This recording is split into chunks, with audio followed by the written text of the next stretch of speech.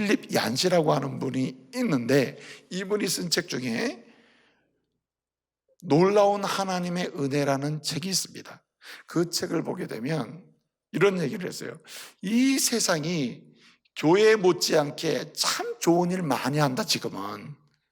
또는 이 얘기가 무슨 얘기냐면, 교회 못지않게 세상이 좋은 일을 할 정도가 아니라, 아니 어쩌면 교회보다도 세상이 사람들의 마음을 끌만한 일을 많이 하고 있는 것입니다. 몇 가지 예를 들어놨어요. 예를 들어서요, 가난한 자들에게 먹을 것을 주고 입을 것을 주는 일이 세상에서 지금 너무너무 잘하고 있습니다. 과거에는 지역 교회 공동체가 가난한 자들에게 먹을 것, 입을 것을 주는 이런 구제 사업을 했는데, 지금은 세상이 교회가 안 해도 교회가 하는 것보다 더 수준 있게, 더 풍성하게, 더 많이 하고 있다니까요. 심지어 세상에 연약하고 너무 힘들어서 아파서 질병을 치료할 수 없는 상황에 있는 사람을 세상은 어떻게 합니까? 의료기관을 연결하고 심지어는 여러 가지 펀드를 통해 가지고 모금을 해서 고쳐주는 일도 비일비재하게 일어나고 있습니다. 너무 잘하는 거예요. 심지어는 심리적으로 정신적으로 괴로워가 아파하는 사람, 이런 사람을 세상은 어떻게 합니까? 여러 기간을 많이 세워가지고 그 사람들에게 친구가 돼주고 함께하는 일이 이제 끝날 때 아직 안 됐어. 그래가지고 이렇게 한단 말이에요. 그러면서 필립 얀시가 말하는 겁니다. 교회 못지않게 좋은 일을 하고 교회보다 오히려 더 많이 해요. 그러면 이런 시대의 교회는 세상을 향해서 불필요하냐 이거예요. 성도는 세상 속에서 할 일이 뭐가 있냐는 거죠. 필립 얀시는 말하는 거예요. 세상이 이렇게 교회 못지않게 교회보다도 더 예컨대 좋은 일, 세상에서 좋다고 하는 일 많이 하고 윤리적으로 도덕적으로 좋은 일을 많이 한다 하더라도 세상이 줄 수 없는 게 있다는 거예요. 오직 하나님의 교회만이 줄 수 있는 것, 성도만이 줄 수 있는 것이 있다. 그것이 무엇인가? 은혜의 힘을 믿으시기 바랍니다. 영생의 은혜요, 그리고 그 심령 그 기쁜 곳에 성령을 통해 주시는 기쁨과 감격은 그 무엇으로 대체 불가라는 겁니다. 여러분, 세상 사람들이 많은 약하고 병든 사람을 여러 가지 위로하고 도와준다 하더라도 그 영혼을 근본적으로 자유케 하는 복음이 없단 말이에요. 복음이. 그래서 교회만이 은혜를 베풀 수 있고 교회만이 은혜를 나눌 수 있는 기관임을 믿으시기 바랍니다.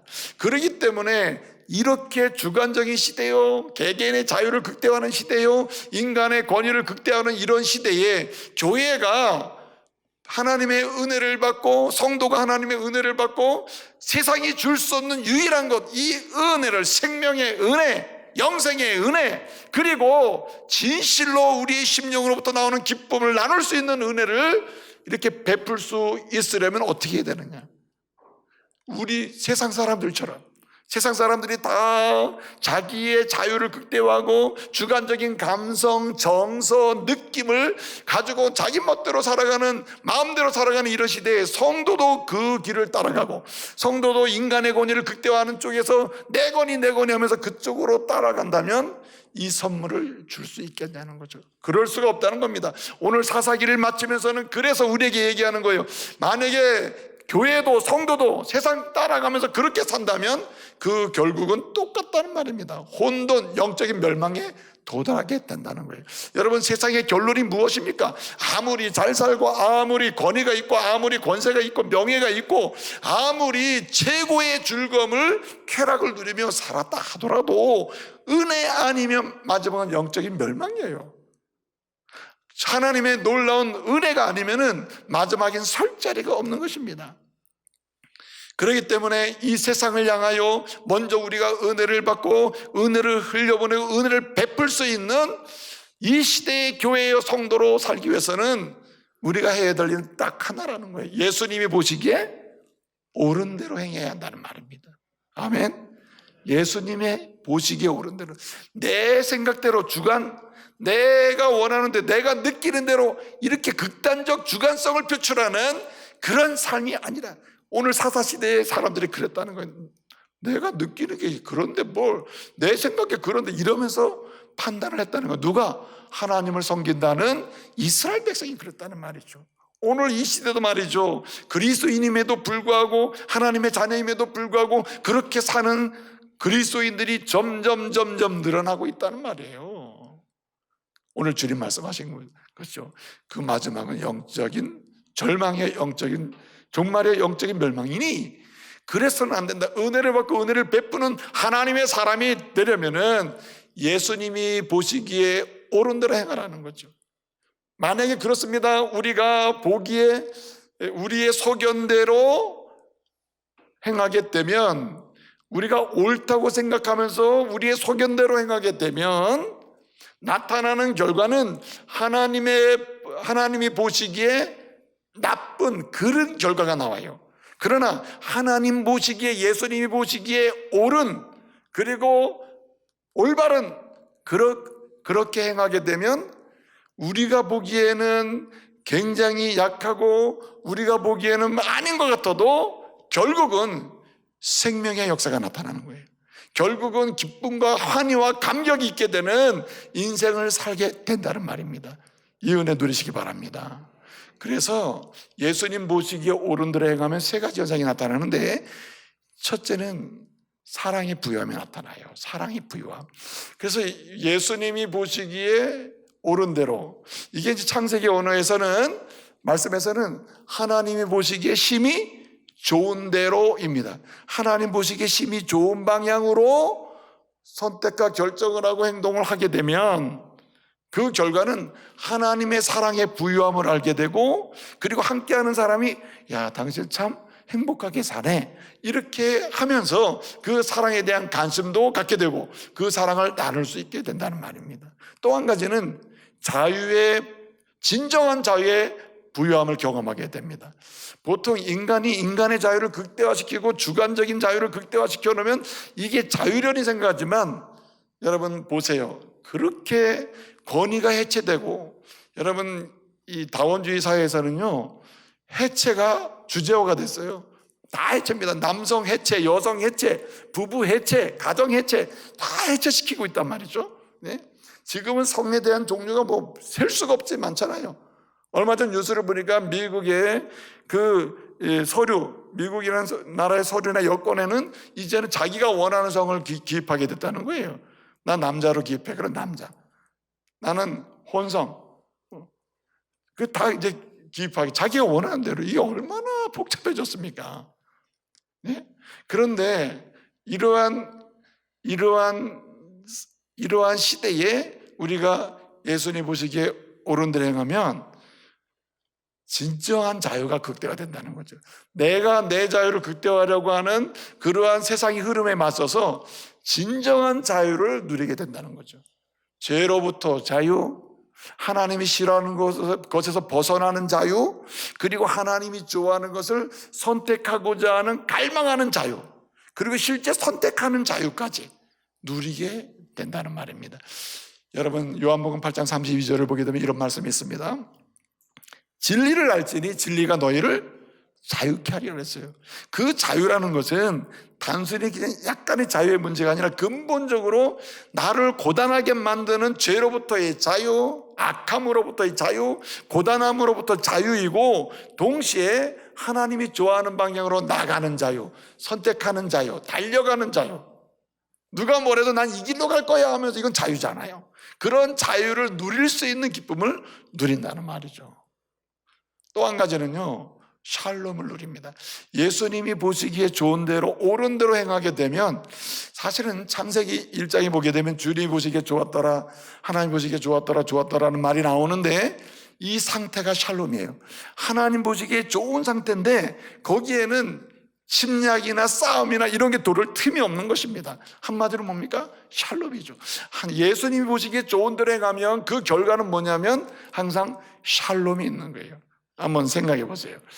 예수님이 좋아하시는 대로, 예컨대 오늘 매 순간 내가 예수님이 좋아하는 내가 오늘도 예컨대 식탁을 준비해야지, 오늘 내가 예수님 좋아하는 대로 오늘 이런 물건을 내가 사야지, 이렇게 아이를 내가 가르쳐야지, 이렇게 하면 그 하고 남 결과가 어떻습니까? 아우 정말 지겹다, 너무너무 스트레스 받네, 그런 쪽입니까? 아니면 순간순간이 즐겁습니까?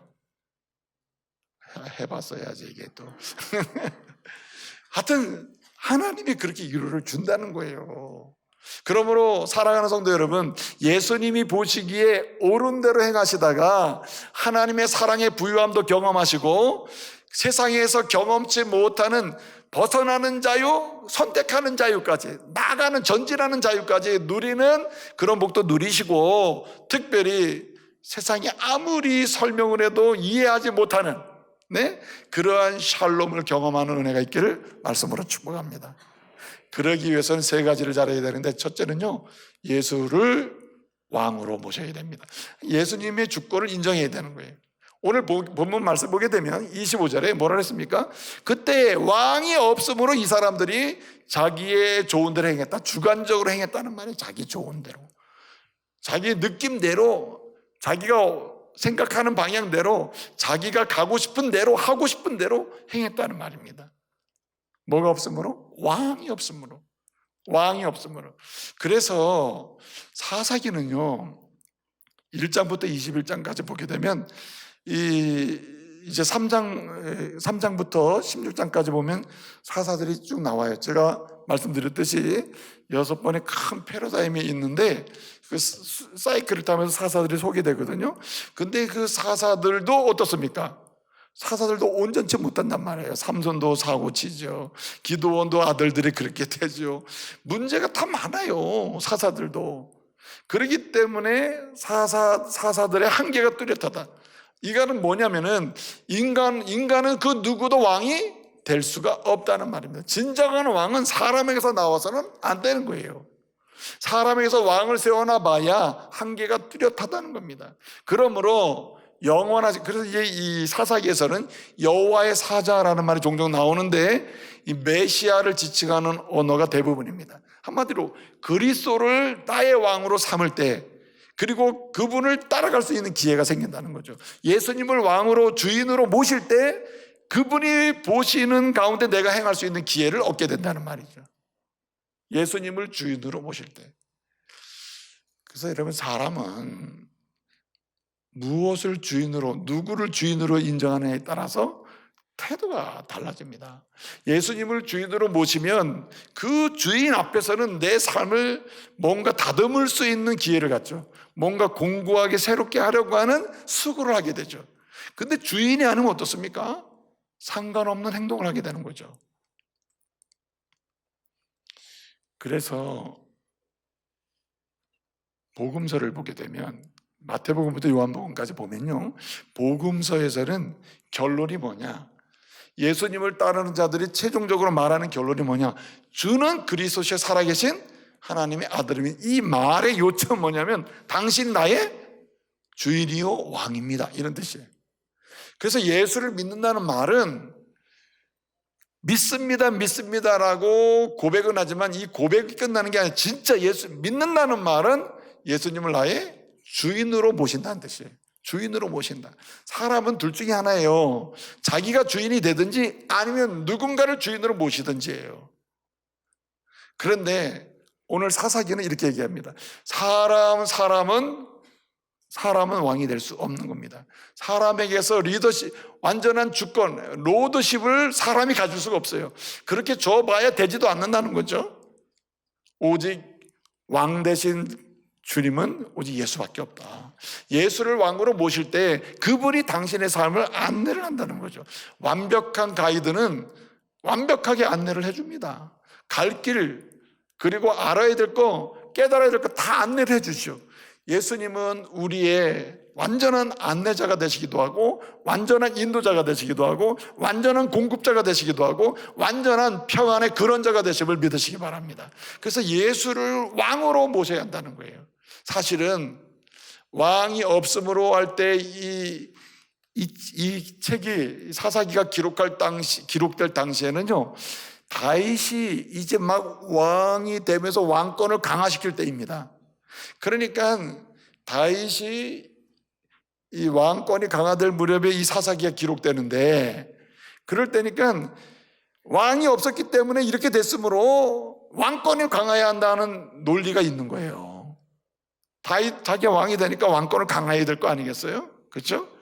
그런데 그것으로 끝나지 않다. 왜냐하면 다윗도 훌륭한 왕이지만 다윗도 문제가 많죠. 잘 알다시피 얼마나 비도덕하고 비윤리적인 부분이 많았습니까? 다윗도 하나님의 은혜가 아니면은 지금 우리 입에 오르내릴 수 있는 사람이 아니에요. 어쩌면 객관적으로는 다윗보다 우리가 날 수도 있어요. 여러분 중에 뭐 다른 여자를 취한 남자 없잖아요. 이웃집 여자 데려다가 자기 안에 삼은 사람 없잖아요. 그런데 다윗은 그랬단 말이에요. 그런데도 불구하고 그게 입에 오르내리는데 그 의미는 어디 있냐면은 그대로 다윗 왕이 나오고 솔로몬 왕이 나오고 왕들이 쭉 나오거든요. 모든 왕은 진정한 왕을 바라야 하는 것입니다. 그래서 진정한 왕이 따로 있다는 것을 지금 계속 얘기해 주는 겁니다. 그래서 마지막에 예수님이 왕으로 오시는 거예요.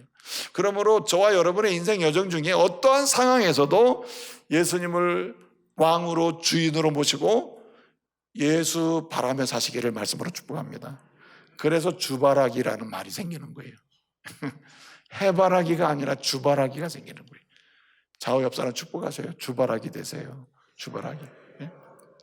주님을 따라서 여러분의 눈과 시선을 돌리는 그런 사람이 될 때 이 사람은 예수님이 보시기에 옳은 대로 아름답게 힘이 좋은 그런 삶을 살게 되는 것이죠. 또 한 가지는 오늘 여기 말씀 보게 되면 성령의 능력을 의지하는 사람이 되어야 합니다. 여러분, 사사들이 특별한 사람들이 아니에요. 우리와 성정이 똑같아요. 똑같이 우리의 모습을 가진 사람들이에요. 우리처럼 마음이 허전할 수도 있고 허무할 수도 있는 사람이에요. 한마디로 우리처럼 여러 가지 양심적인 죄를 범할 수 있는 사람이에요. 또 외적으로도 하나님 보시기에 나쁜 일을 행할 수 있는 사람들이었어요. 그런데 이들은 그 시대 속에서 어떤 일정 시간에 사사로서 일을 했어요. 그 일을 할 수 있는 이유가 뭐냐? 사람의 능력을 의지하지 아니하고 성령의 능력을 의지했기 때문입니다. 예컨대 첫 번째 사사로 나오는 사람이 온니엘이에요. 그 다음에 또 뭐 입다도 나오고 기도원도 나오고 삼손도 나옵니다. 그들이 사사 일을 잘할 때 한마디로 예수님이 보시기에 좋은 대로 아름답게 심히 좋은 행동을 할 때, 그렇게 살 때가 언제냐? 하나님의 영이, 여호와의 영이 그에게 임하매라고 되어 있습니다.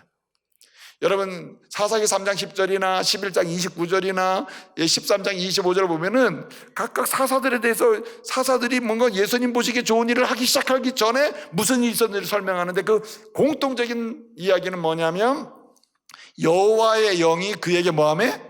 임하시매.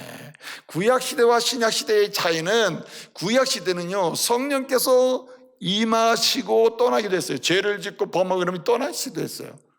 성령의 사역이 함께 내주하지 않았습니다. 그런데 지금 이 신약시대 예수님이 이 땅에 오셔서 십자가에 죽으시고 부활하신 이후에는 예수로 말미암아 죄사함 받고 믿음으로 구원받아 하나님의 자녀가 된 사람에게는 믿으세요. 성령께서 지금 내주하고 계심을 믿으시기 바랍니다. 성령 하나님이 우리와 함께 하시는 겁니다. 그래서 누가 영적으로 하나님 말씀에 응답을 하면서 성령의 인도함을 받기를 원하고 성령의 능력 안에서 내가 어떤 주께서 기뻐하시는 예수님 보시기 좋은 심히 아름다운 삶을 살고자 갈망하느냐에 따라서 성령의 능력으로 승리할 수도 있고 그렇지 않을 수도 있는 것입니다. 여러분 보세요.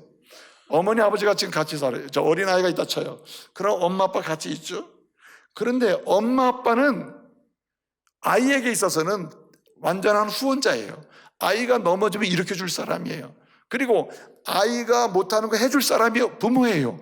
그리고 아이가 무슨 일을 해도 완벽하게 후원자로 지금 따라가는 부모예요. 그렇죠? 그런데 아이가요 결정적인 순간마다 당신 비켜, 내가 알아서 할게, 나 쳐다보지도 마, 옆에 있지도 마, 예? 아예 부모에 대해서 무관심하면서 자기 홀로 숨어서 하고 있다면 결정적인 순간에 이 은혜의 부여함을 누릴 수가 없잖아요. 성령은 지금도 믿는 자에게 함께 하십니다. 그래서 우리 주님이 십자가의 죽으심과 부활의 능력, 그 주님이 날 위해 죽으시고 부활하신 그 은혜는요 너무나 커요. 왜냐하면 제사함의 은혜뿐만 아니라 성령을 우리 안에 거주하게 하셔서 우리의 마음도 때로는 흔들려 살랑살랑 흔들릴 때 성령을 통해서 이러면 안 돼, 이러면 안 돼, 이렇게 우리의 마음을 도전해 주시기도 하고, 그리고 하나님 원치 않는 쪽으로 내 발을 방향을 틀어서 가려고 할 때 그 발이 그쪽으로 갈 게 아니다, 하나님이 좋아하는 방향이 이쪽이다라고 방향을 틀게 만들기도 하시는 거예요. 아멘. 그렇기 때문에 우리는 이런 성령의 능력을 충만하게 경험하고 의지하려면 어떻게 해야 됩니까? 하나님의 말씀 붙잡아야 할 줄로 믿습니다. 왜 주관적인 신앙이 문제가 되느냐? 보세요.